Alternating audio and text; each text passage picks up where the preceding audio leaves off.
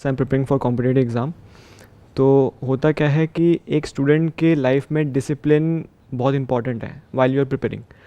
सो उस डिसिप्लिन को कैसे मेंटेन करा जाए। फॉर एग्जांपल जैसे मैंने अगर एक स्ट्रैटेजी बनाई, 8 दिन 10 दिन वो स्ट्रैटेजी चली, लेकिन फिर ऐसा एक बीच में ब्रेक आता है कि वो स्ट्रैटेजी ब्रेक हो जाती है, देन आई कंफर्ट जोन में मैं आ जाता हूँ वापस से। तो सर उस डिसिप्लिन को कैसे मेंटेन करके रखूँ for long period of time, so that I can be grow in my career. तो आपको क्लियर है कि आपको ये एग्जामिनेशन क्रैक करना है, जी सर। आपको ये भी क्लियर है कि उसके लिए डिसिप्लिन ज़रूरी है, बिल्कुल सर। फिर वो मेंटेन क्यों नहीं हो पा रहा है? आप बताइए उसके पीछे क्या रीज़न है? सर एक्चुअली आई फील कि जब एक पीरियड आता है कि जहाँ पर मुझे लगता है कि नहीं, अब आई एम इन कंट्रोल, अब मैं आगे बढ़ सकता हूँ, आगे उस चीज़ को फॉलो कर सकता हूँ, डे आगे अपने दिन को बढ़ा सकता हूँ अपने अकॉर्डिंगली। बट ऐसा एक मोमेंट आता है कि फॉर एग्जांपल मैंने कुछ देर मोबाइल चला लिया, कुछ दिन मैंने किसी से ऐसे बात कर ली जिस पे मेरा ध्यान वहाँ से भटक गया। तो सडनली वहाँ से क्या होता है कि जो मेरा जो रूटीन है वो धीरे धीरे कम होते जाता है, और जो मेरा पुराना लाइफ स्टाइल है वो धीरे धीरे वहाँ उस पर हैवी होते जाता है, और उसको फिर वापस से फॉलो करना उस रूटीन को काफ़ी मुश्किल हो जाता है। बेसिकली यहाँ पर प्रॉब्लम क्या है कि एक तरफ आपकी बायोलॉजी है जिसको आपके इस एग्ज़ाम से कोई मतलब नहीं है, उसको सिर्फ इस चीज़ की पड़ी है कि मेरे को सेंसरी प्लेजर्स कहीं से भी किसी भी तरीके से मिल जाए, मतलब मेरे को मज़ा आता रहे, मुझे कुछ करना ना पड़े, बढ़िया से बढ़िया सेंसेशंस मिलती रहे, जो भी हमारे सेंसेस के थ्रू होती है, जितनी भी सेंसेशंस होती हैं, जितनी भी तरह की प्लेजर्स होते हैं, वो प्लेजर्स मिलते रहे और पेन ना हो। Yes sir. तो बेसिकली जो फंडामेंटली जो प्रॉब्लम है वो ये है कि अब या तो ये जो पढ़ाई आप कर रहे हो, ये जो तैयारी कर रहे हो, ये प्लेजर होता उससे बड़ा या एटलीस्ट उतना ही जितना कि वो है, वो जो सेंसरी प्लेजर्स हैं आपके लिए, है ना।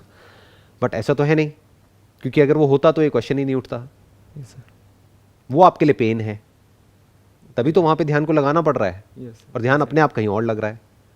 फॉर एग्जाम्पल मैं आपको एक सिंपल एग्जाम्पल देता हूँ। आपके दादाजी या आपके परदादाजी कोई भी आपको एक मैप दे देते हैं अपनी डेथ से पहले कि बेटा ये मैप है, वहाँ जाएगा हमारे उस पुराने घर में, तेरे को वहाँ पे खोदना है, और वहाँ पे नीचे ना कुछ खजाना दबा हुआ है जिसकी वैल्यू आज की डेट में करोड़ों रुपए की है। तो अब उसको खोदने में मानो 10 दिन लगने वाले हैं, और आप किसी और की हेल्प नहीं ले सकते, नहीं तो सबको पता लग जाएगा। तो अकेले आपको खोदना है अगले 10 दिन तक, या ये मान लो अगले 1 महीने तक। वो काम हो जाएगा या नहीं हो पाएगा? सर हो जाएगा। क्यों? क्योंकि आउटकम क्लियर है माइंड में कि 1 महीने बाद गारंटेड है कि मुझे ये मिल जाएगा। यस। अभी जो आप कर रहे हो वहां पे यही सर्टेन नहीं है कि आपका होगा या नहीं होगा। यस। एक रेस है जहां पे आप चाहे जितना मर्जी तेज भाग लो, बट अकेले आपसे कुछ नहीं होता, बाकियों पर भी डिपेंड करता है कि वो कितना तेज भाग रहे हैं। यस। अगर आपसे तेज भागने वाले बैठे हैं तो उनका हो जाएगा, आपका नहीं होगा। प्लस और बहुत सारे फैक्टर्स वहां पे प्ले करते हैं। उस मूवमेंट में जिस वक्त आप वो एग्जाम दे रहे हो, तब आपका थॉट प्रोसेस क्या है, आपका माइंडसेट क्या है, यू आर नॉट श्योर कि होगा या नहीं होगा, तो माइंड उस डायरेक्शन में काम ही नहीं कर रहा। माइंड क्या बोलेगा अपने आप को कि मैं इतना एफर्ट करता रहा हूं, पता नहीं होगा भी या नहीं होगा। Exactly sir. जैसे अभी मैंने खजाने वाली बात करी, तो मानो आपके दादाजी ने, परदादाजी ने आपको कोई नक्शा नहीं दिया है, ऐसे ही आपने कहानियां सुन ली हैं कहीं से कि ऐसे खोदते हैं ना हम कहीं जा करके किसी किले में, तो खजाना मिल जाता है, और आप खोदे चले जा रहे हो। कब तक खोदते रहोगे? सर गोल ही क्लियर नहीं है, कहाँ जाना है, क्या करना है। नहीं, गोल तो क्लियर है, क्योंकि आपने कहानियां सुनी है बहुत लोगों से कि ऐसे ऐसे कुछ महल होते हैं पुराने, उनके आसपास में पहले के ज़माने में क्या होता था, कुछ घर होते थे, वहाँ पे लोग ना अपने सोने के चांदी के सिक्के गाड़ के रखते थे। तो ये 4 घर हैं, अगर चारों को खोदोगे तो एक आध में से कहीं ना कहीं से कुछ ना कुछ मिल जाएगा। लेकिन कहानियां हैं, उसकी होने की प्रोबेबिलिटी बहुत कम है। हो सकता है, इम्पॉसिबल नहीं है, बट प्रोबेबिलिटी क्या है? May be 1%। 99% क्या है कि चारों को खोदोगे कुछ भी नहीं मिलेगा। तो अब क्या होगा? दोनों में कुछ फर्क है। जो पहली सिचुएशन मैंने जो पहला एग्जांपल दिया था कि दादाजी ने बताया और आप खोद रहे हो, और अब जब आपको पता ही नहीं है कि वहां से निकलेगा भी कुछ या नहीं निकलेगा, कुछ होगा भी या नहीं होगा 4 महीने बाद, दोनों में एफर्ट में कुछ फर्क है। सर फर्स्ट में आउटकम पता है आपको कि यहीं पर ही मैं खोदूंगा तो मुझे खजाना मिल जाएगा। सेकंड में मेरे को एफर्ट ज़्यादा लगाना पड़ेगा, और उसके बाद पता भी नहीं है कि मिलेगा कि नहीं मिलेगा। तो दोनों में ये फ़र्क है कि वहाँ पर श्योरिटी है आपको कि हाँ यहाँ पर होगा, मेरे को मिलेगा, बट वहाँ पर श्योरिटी कम है, या फिर 1% जो आपने कहा। वो कम है या बहुत कम है? बहुत कम है सर। कम में और बहुत कम में बड़ा फर्क होता है। Yes sir. कम मतलब क्या? 50-50 है। Yes sir. बट बहुत कम मतलब क्या, 1% सक्सेस 99% फेलियर। क्या ऐसे ही नहीं है आपके जो भी कॉम्पिटिटिव एग्जाम्स हैं उन सब में? सक्सेस की पॉसिबिलिटी क्या है? Sir 1 out of 1000, 2000, 10,000. Even worse than what I was talking about. Yes. मैं तो कह रहा हूँ 1 out of 100, what you are saying is 1 out of 1000। Yes, sir. Problem की जड़ मिल रही है आपको, पकड़ में आ रही है। प्रॉब्लम ये नहीं है कि आप एफर्ट नहीं कर सकते हो फिजिकली या मेंटली। प्रॉब्लम ये भी नहीं है कि जो आपको प्लेजर्स मिलते हैं उससे आप अपना ध्यान हटा सकते हो, क्योंकि कुछ और इंटरेस्टिंग आपको नजर आता है तो वहां से ध्यान हट जाता है। जैसे मैंने वो एग्जांपल दिया ना, 1 महीने तक खजाना खोदोगे अपने दादाजी के कहने पे, Yes, sir. तो उस वक्त क्या ये सब ध्यान आएगा कि मोबाइल पे कुछ देख लूं? माइंड में गोल बिल्कुल क्लियर होगा कि मैं एक खजाना खोदने का काम कर रहा हूं, 1 महीने बाद यहाँ से कुछ निकलने वाला है। सर बट डेली का आउटकम हम कैसे सेट करें? फॉर एग्जांपल मैं स्टार्ट कर रहा हूँ, मुझे नहीं पता कि लेट्स से रात में क्या आउटकम निकल के आएगा। ये तो लॉन्ग टर्म की बात होगी फॉर एग्जांपल कॉम्पिटिटिव एग्जाम में। बट डेली बेसिस पे जैसे कुछ स्टूडेंट्स बात कर रहे हैं कि मैं डेली बेसिस पे गोल बनाता हूँ, और देन वो पता नहीं चलता कि 6 महीने बाद आप किस लेवल पे पहुँच जाते हो, और आपको एक एंड ऑफ लाइट, टनल के बाहर जो लाइट है वो दिखने लग जाते हैं कि हाँ मैं कर सकता हूँ क्रैक। बट वो उन्होंने बोला कि डेली बेसिस पे आपको चलना पड़ेगा, डेली बेसिस पे आपको एफर्ट डालने पड़ेंगे। तो वहाँ पर आउटकम स्टिल थोड़ा क्लियर होता है कि हाँ मैं अगर ऐसे ऐसे चलूँगा तो शायद। कोई भी ये नहीं बता सकता कि आप कितना काम करोगे और उसके बेसिस पे आपका क्रैक होगा या नहीं होगा। क्यों? क्योंकि हर एक के लिए काम की डेफिनेशन अलग अलग है। आप हो सकता है दिन में 4 घंटे काम करोगे और कोई सीनियर है जिसका क्रैक हो गया है, उसने आकर के आपको सलाह दे दी कि भाई इस तरह से अगर आप डिसिप्लिन को आप फॉलो करोगे, डेली दिन में 4 घंटे करोगे या 6 घंटे करोगे और ये नहीं करोगे तो आपका हो जाएगा। वो किस बेस पे बोल रहा है? आपके बेस पे, अपने बेस पे, अपने एक्सपीरियंस के बेस पे। बट क्या आप और वो सेम हो बॉडी वाइज और साइकोलॉजी वाइज? आपकी जो साइकोलॉजी है, आपकी जो बॉडी है वो सेम है या अलग अलग है? बिल्कुल अलग अलग है सर। तो फिर ये फॉर्मूला कहां से आया? अब मैं आपको डिमोटिवेट नहीं कर रहा हूं, मैं आपसे सिर्फ क्वेश्चनिंग कर रहा हूं। कुछ लोग जो इंटेलिजेंट नहीं है ना, वो इन बातों को ये समझेंगे कि मैं डिमोटिवेट कर रहा हूं। मोटिवेशन का मतलब वो क्या समझते हैं कि कहीं भी रेस हो रही है वहां पे जाकर के बोलते रहो अरे बहुत बढ़िया हो जाएगा, तेरा हो जाएगा, never give up, never give up, go on go on go on. ये नहीं है मोटिवेशन। मैं क्या कर रहा हूं, मैं आपसे एक्चुअल में समझने की कोशिश कर रहा हूं कि प्रॉब्लम क्या है, उसकी जड़ क्या है और उसका सोल्यूशन क्या है। सो जो प्रोडक्टिविटी की डेफिनेशन है वो सबके लिए अलग अलग है। ऐसे ऐसे लोग हैं जिनका पास में क्रैक हुआ है, मेरी बात को वेरीफाई करना हो तो उन लोगों से जाकर के बात कर लो जिनका क्रैक हुआ है, 10 अलग अलग लोगों से। 10 का प्लान सेम नहीं मिलेगा। कोई होगा जो कहेगा कि मैंने दिन में 2-3 घंटा काम किया, बाकी टाइम रिलैक्स किया। कोई होगा जो कहेगा मैंने तो दिन में 12-12 घंटे काम किया। उसका भी हो गया, उसका भी हो गया। अब आपके लिए दोनों में से सही कौन सी है? ऐसे समझना होता है कि 10 अलग अलग लोग अपनी अलग अलग स्ट्रैटेजीज बताएंगे। अगर आप ध्यान से समझोगे कि उसने क्या किया, कैसे किया। उन 10 में से किसी की गर्लफ्रेंड होगी, किसी की नहीं होगी। तो जिसकी नहीं होगी वो कहेगा कि मैं इन चक्रों में नहीं पड़ा, इस वजह से मेरा हो गया। Yes exactly. जिसकी होगी वो कहेगा कि उसने ही मुझे हेल्प किया। किसी का ब्रेकअप हो गया होगा तो वो कहेगा कि मेरा ब्रेकअप हो गया, इस वजह से मेरा नहीं हुआ। कोई दूसरा मिलेगा जो कहेगा मेरा ब्रेकअप हो गया, इसी वजह से मेरा हो गया, क्योंकि मैंने अपना सारा गुस्सा वहां निकाल दिया। तो कोई फॉर्मूला तो है ही नहीं। आप मेरे से भी क्या चाहते हो? फॉर्मूला। जिससे भी आप बात करते हो आप क्या चाहते हो? फॉर्मूला। बट आपका कैसे क्रैक होगा, कैसे नहीं होगा, उसके लिए सबसे पहला स्टेप क्या होगा? पहले आपकी पर्सनैलिटी को समझना, आपकी साइकोलॉजी को समझना, आपके बैकग्राउंड को समझना। कुछ ऐसा हो सकता है कि जो भी आप तैयारी कर रहे हो इसको क्रैक करने के लिए, वो इंटरेस्टिंग हो जाए, उसमें मज़ा आने लग जाए। Sir I have tried many times actually. जो मैंने ये फॉलो करा था 10-15 दिन का, कि 15-20 डेज़ में पढ़ता हूँ, फिर देन ब्रेक हो जाता है। देन नेक्स्ट टाइम जब मैं प्लानिंग करता हूँ तो मेरा बेसिकली ये होता है कि जो पुरानी प्लानिंग है उससे थोड़ा सा डिफरेंट हो, बिकॉज अब फिर से उसी जोन में जाएंगे तो कहीं ना कहीं आपका जो माइंड कहेगा कि नहीं, आप 7 से 11 मैथ्स पढ़ते हो तो अब 7 से 11 थोड़ा कोई अदर सब्जेक्ट पढ़ो। इसमें मेन सब्जेक्ट्स कौन से हैं जिस पे आपको सबसे ज़्यादा ध्यान देना है?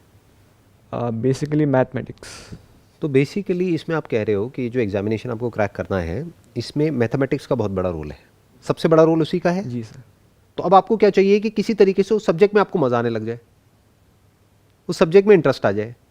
उससे ज़्यादा जितना कि आपको मोबाइल पे टाइम पास करने में आता है तो काम हो गया ना। Yes sir. ये है प्रॉब्लम की जड़। तो अब वो कैसे होगा? मैथमेटिक्स में इंटरेस्ट कैसे आएगा? जो भी मैथमेटिशियंस पास्ट में हुए हैं उनके बारे में पढ़ो ना।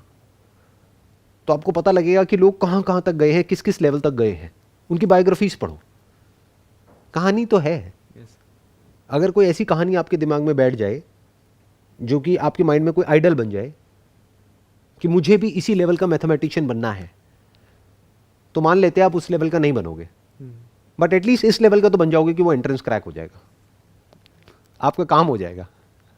yes, You must fall in love with mathematics. That is the solution of this problem, not discipline. Because if you are in love with mathematics, and even if the outcome is not clear, you are enjoying what you are doing. exactly, तो आपके 1-2 साल waste नहीं हुए, और कुछ नहीं तो 2 साल बाद आप एक बेटर मैथमेटिशियन बन गए जो थे 2 साल पहले। क्रैक नहीं भी हुआ तो नहीं भी हुआ तो कुछ मिल गया ना, आउटकम तो क्लियर हो गया। yes, तो अब इससे क्या हुआ, तीनों प्रॉब्लम सॉल्व हो गई। आपकी 3 प्रॉब्लम्स थी। एक थी कि जो काम आप कर रहे हो उसमें मज़ा नहीं है, तो मज़ा कैसे आएगा, मैंने आपको बताया।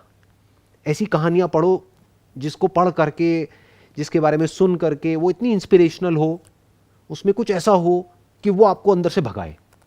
उससे क्या हुआ, आपको अब वो करने में मज़ा आने लग गया। दूसरा, आउटकम को क्लियरली डिफाइन करो माइंड में। आउटकम मस्ट नॉट बी कि मेरा ये होना चाहिए, क्योंकि वो होना है ना होना आपके हाथ में नहीं है। तो आप क्या बोलो, हो गया तो बहुत बढ़िया है, मुझे ये करने में मज़ा आ रहा है। क्या करने में, मैथमेटिक्स सीखने में, और मैं ये करता रहूँगा अगले 1-2 साल तक। तो क्या बनूंगा मैं, या तो मैं एक बहुत अच्छा मैथमेटिशियन बन जाऊँगा, या मुझे जॉब मिल जाएगी। अब मेरे को जॉब तो मिल गई, साथ ही साथ मैं एक तगड़ा मैथमेटिशियन भी बन गया। right, तो आउटकम भी क्लियर हो गया, प्रोसेस में मज़ा आने लग गया, जर्नी में मज़ा आने लग गया। अगर ये 2 चीज़ें एक्चुअल में आप कर लेते हो, जैसे मैं बता रहा हूँ, लिख करके पेपर पे अपने माइंड में, आउटकम को भी क्लियर कर लेते हो, प्रॉपर्ली डिफाइन कर लेते हो कि ये मेरा गोल है अगले 2 साल बाद, आइदर अ ग्रेट मैथमेटिशियन और a public sector employee, I am okay with both the options. और 2 साल तक की जर्नी में मैं अपने ऊपर काम करूंगा और अपनी स्किल को बेटर करता चला जाऊंगा, अपनी नॉलेज को और बेटर करता चला जाऊंगा। सिर्फ वही नहीं सीखूंगा जो सिलेबस में, इसके अलावा भी सीखूंगा। Now you are following in love with the subject and the journey. तो जब ये होगा तो क्या होगा, अपने आप ही ध्यान जो छोटे मोटे प्लेजर्स हैं वहां से हट जाएगा। वो सब चलेंगे साथ साथ में, बट कम, ऐसा नहीं छूट जाएंगे, बट उतने ही होंगे जितने की होने चाहिए। प्यास लगी, पानी पिया, काम खत्म। भूख लगी, खाना खाया, काम खत्म। फिर वो सब चीजें भी बुरी नहीं है। क्यों? क्योंकि अगर आप इतना एफर्ट लगा रहे हो अपनी नॉलेज को बेटर करने में, तो आपको बीच बीच में रिलैक्सेशन भी तो चाहिए ना। तो वो सब एक रिलैक्सेशन का काम करेगा। फॉर एग्जाम्पल, आपने बहुत काम किया, बहुत पढ़ाई करी, ये करा वो करा। डिसिप्लिन का मतलब ये नहीं होता कि गधों की तरह बस लगे रहो। उसका मतलब क्या है कि आपने 2, 4, 5 घंटे में आपने क्या अचीव किया है। right, तो आपको ये समझ आया कि अच्छा मैं यहाँ था 3 घंटे पहले, अब मैं यहाँ आ गया हूँ। अब मेरी जो ब्रेन है, मेरी जो बॉडी है, वो रिलैक्सेशन मांग रही है। Let me go out and watch a movie. तो अपने आप को रिवॉर्ड दिया आपने तब जब एक्चुअल में कुछ अचीव किया। This is actual discipline. क्योंकि अगर इस तरीके से आप आगे बढ़ते हो ना लाइफ में, तो लाइफ में भी बहुत आगे जाओगे। नहीं तो होगा क्या, जैसे सब आगे बढ़ते हैं उस तरीके से अगर आप कहीं पहुंच भी गए, अगर आपको कोई जॉब मिल भी गई, तब भी उसके बाद कुछ चेंज नहीं होने वाला है लाइफ में, बल्कि लाइफ और बुरी हो जाएगी। क्यों? क्योंकि अभी तो फिर भी एक गोल है उसके बाद तो कोई गोल ही नहीं बचा। मैं क्या कह रहा हूं, या तो जो काम कर रहे हो वही करते रहो, बट पैशन के साथ करो, या इस काम को छोड़ो, कोई ऐसा काम करो जिसमें आपका पैशन हो। इन दोनों के अलावा अगर आप कोई तीसरा रास्ता पकड़ रहे हो, that is not worth it. तीसरे रास्ते में क्या है कि ऐसा काम कर रहे हैं जो करना पसंद नहीं है, लेकिन जो मिलेगा वो बड़ा पसंद है। तो अगर वो मिल गया तब भी फंस गए, नहीं मिला तब भी फंस गए। मिल गया तो प्लेजर्स में इंडल्ज हो जाओगे, और नहीं मिला तो रोते ही रहोगे, मैं फेल हो गया, मैं फेल हो गया। घर वाले भी सुनाते रहेंगे जिंदगी भर, खुद भी अपने आप को सुनाते रहोगे, एज अ लूजर अपने आप को देखोगे। तो जिस रास्ते की मैं बात कर रहा हूं उसमें आपका फायदा ही फायदा है, नुकसान है ही नहीं। right, now I hope you got the answer. right, yes, अब क्लियर कट आंसर मिल गया Yes. है ना। क्योंकि मैं आपको ये नहीं बता रहा कि आप क्या करो क्या ना करो, और कैसे करो और कैसे ना करो, वो आपका डिपार्टमेंट है। मैं सिर्फ आपको ये बता रहा हूं कि एग्जैक्टली डीपली अगर आप प्रॉब्लम को समझोगे तो ये प्रॉब्लम है और ये उसका सोल्यूशन है। अब उसको कैसे निकालना है, या वो करना है, कुछ और करना है, ये सब कॉल आपकी है, वो आपका डिपार्टमेंट है, मेरा नहीं है।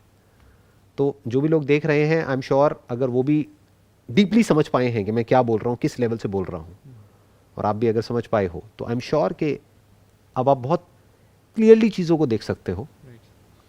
और बड़ी आसानी से सॉल्यूशंस निकाल सकते हो अपनी प्रॉब्लम्स के. Wish you all the best thank you sir, thank you so much. may God bless you.